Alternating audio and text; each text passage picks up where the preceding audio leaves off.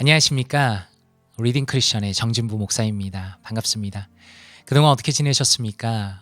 참 작년 한 해는 쉽지가 않았습니다. 팬데믹으로 인해서 성도님들의 상황도 참 쉽지가 않았고, 그리고 목회적인 어떤 환경이 너무 많이 변화했기 때문에 로컬 철치를 섬기는 저 같은 목회자들도 참 쉽지가 않았습니다. 그리고 개인적으로 미국의 유학의 기간 동안 그 마지막 과정을 목회학 박사 과정으로 마무리하려고 계속 준비하고 있었는데, 작년 한 해 드디어 크리스천 북클럽에 대한 주제로 목회학 박사학위 논문을 완성하였습니다. 그래서 드디어 학교를 졸업하게 되었고요. 그런 맥락에서 이제 약간의 여유가 생기고, 그리고 팬데믹 상황에서 적응을 좀 더 하였기 때문에 이제 조금 더 시간을 내서 리딩 크리스천 채널을 챙기려고 합니다. 오늘은 북리뷰를 가지고 찾아왔습니다. 아주 작은 반복의 힘이라는 책인데요. 혹시 들어보셨습니까? 제가 인터넷을 찾아보니까 많은 분들이 벌써 리뷰를 하셨는데, 저는 오늘 RCB의 관점으로 조금 더 살펴보려고 합니다. 지난번에 말씀드린 것처럼 저는 리디북스의 그 리디 셀렉트 플랜을 사용하고 있는데요.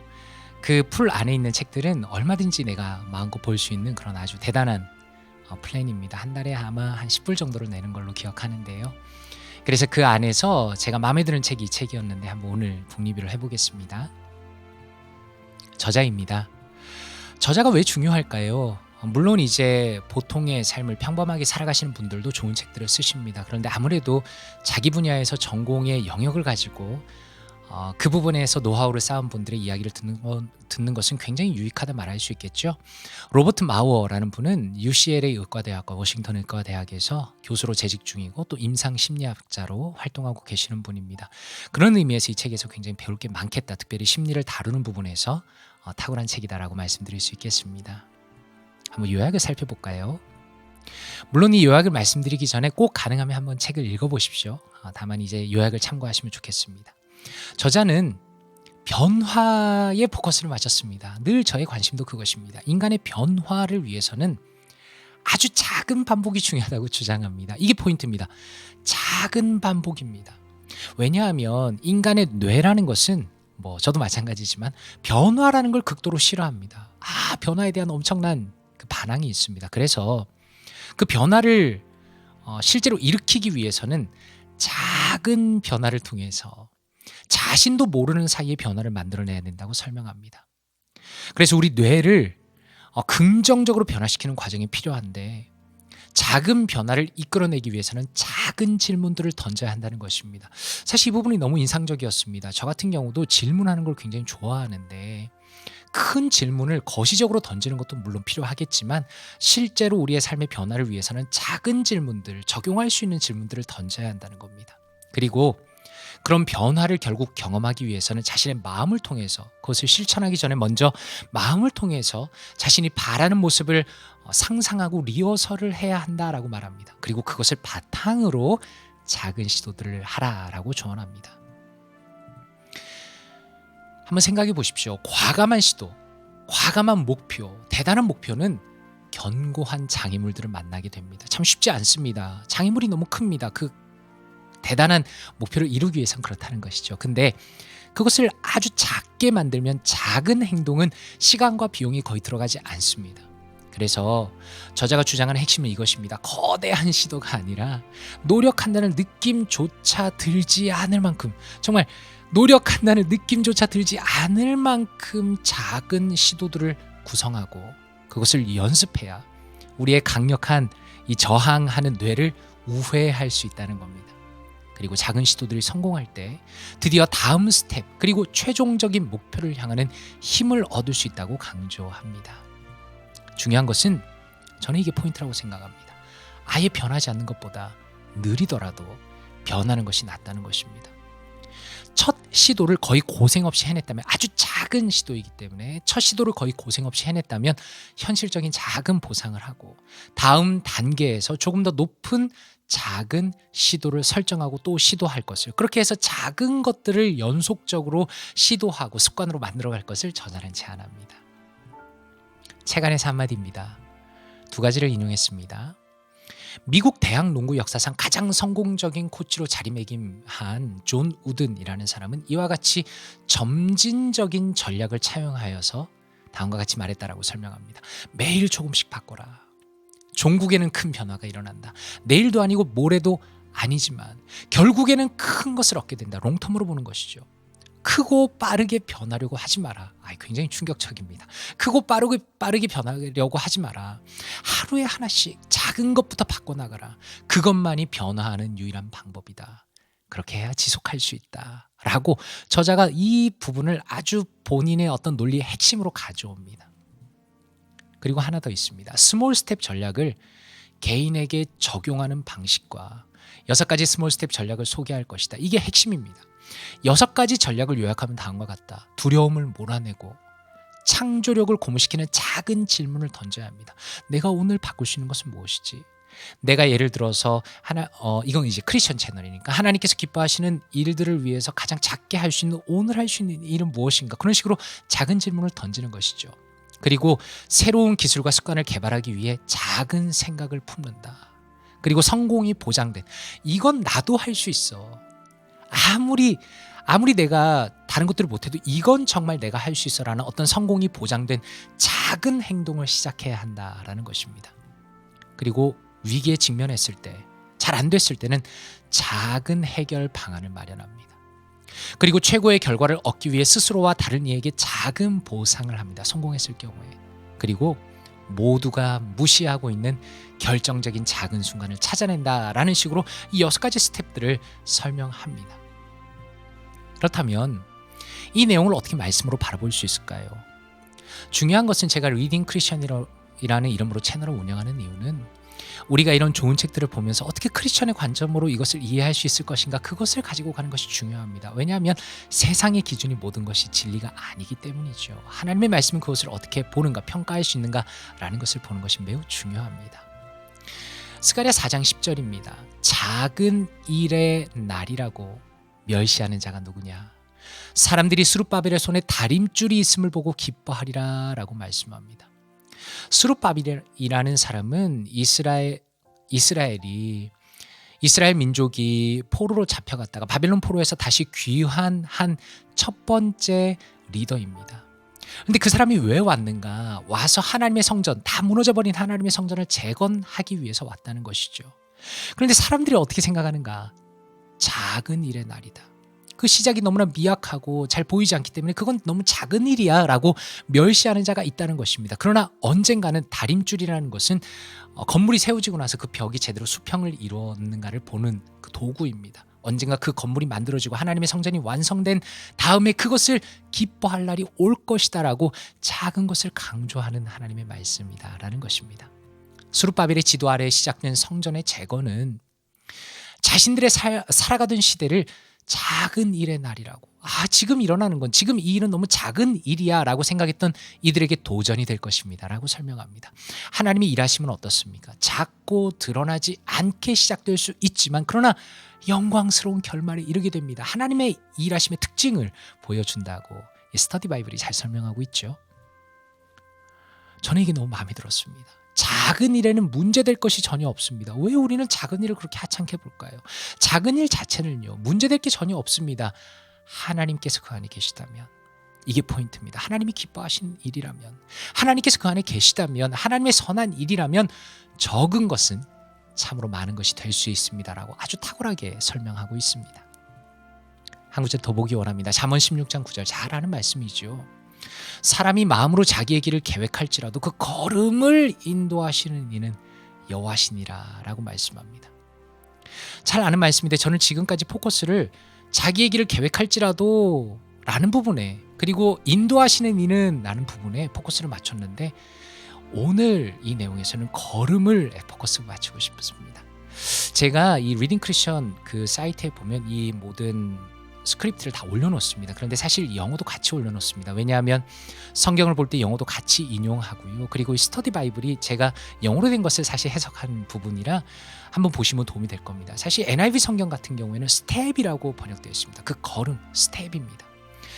사전 하나를 인용했습니다. 히브리어 사아드라는 이 원어를 보시면 이 스텝이라는 것은 한 걸음을 일컫는 남성 명사입니다. 한 걸음입니다. 정말 인간의 걸음입니다. 이것은 실제로 걸어간 걸음수 혹은 한 걸음의 거리를 나타냅니다 라고 설명합니다. 우리가 한 걸음을 걸어갈 때 그 한 걸음 속에서 그 한 걸음 한 걸음 속에서 하나님이 인도하신다는 것을 성경은 말씀하고 있다는 것입니다. 작은 것의 중요성이죠. 그리고 그것을 계속적으로 반복해서 실천하는 것의 중요성을 성경은 이미 말씀하고 있다라는 것입니다. 조금 길지만 한번 읽어보겠습니다. 빌립보서 4장 8절. 끝으로 형제들아, 무엇에든지 참되며 무엇에든지 경건하며 무엇에든지 오르며 무엇에든지 정결하며 무엇에든지 사랑받을 만하며 무엇에든지 칭찬받을 만하며 무슨 덕이 있든지 무슨 기림이 있든지 이것들을 생각하라. 너희는 내게 배우고 받고 듣고 본 바를 행하라. 그리하면 평강의 하나님이 너희와 함께 계시리라 라고 말씀합니다. 지금 사실 4장 8절 약간 오해할 수 있는데요. 쉽게 얘기해서 하나님께서 기뻐하시는 모든 좋은 것을 그것들을 생각하라 라는 것입니다. 그게 포인트고 9절은 그것을 실천하라 라는 것이 포인트입니다. 현대 교육자들은 지금 여기서 인용한 것은 CSB Disciples Study Bible인데 정말 좋습니다.